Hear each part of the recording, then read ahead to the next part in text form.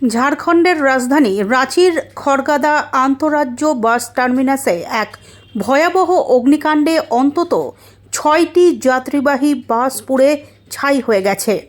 রবিবার বিকেলে লোয়ার বাজার থানা এলাকার এই ঘটনায় ব্যাপক চাঞ্চল্য ছড়ায়।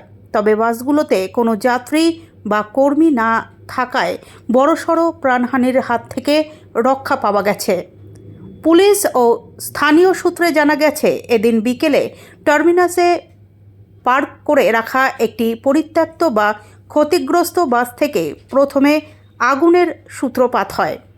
মুহূর্তের মধ্যে সেই আগুন বিধ্বংসী রূপ ধারণ করে এবং আশেপাশে থাকা অন্যান্য বাসগুলোতে ছড়িয়ে পড়ে। কালো ধোঁয়ায় ঢেকে যায় গোটা চত্বর।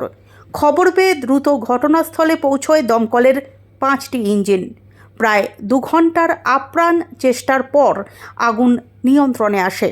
খড়গাদা পুলিশ ফাঁড়ির ইনচার্জ সুনীল সংবাদ মাধ্যমকে জানিয়েছেন, দুর্ঘটনার সময় বাসের ভেতরে কেউ না থাকায় কোনো হতাহতের খবর নেই। তবে 6টি বাস সম্পূর্ণ ভস্মীভূত হয়েছে। প্রাথমিকভাবে মনে করা হচ্ছে শর্ট সার্কিট থেকেই এই আগুনের সূত্রপাত। তবে সঠিক কারণ খতিয়ে দেখতে তদন্ত শুরু করেছে পুলিশ ও দমকল বাহিনী। এই ঘটনার জেরে টার্মিনাল চত্বরের নিরাপত্তা ও অগ্নি নির্বাপক ব্যবস্থা নিয়ে প্রশ্ন উঠতে শুরু করেছে।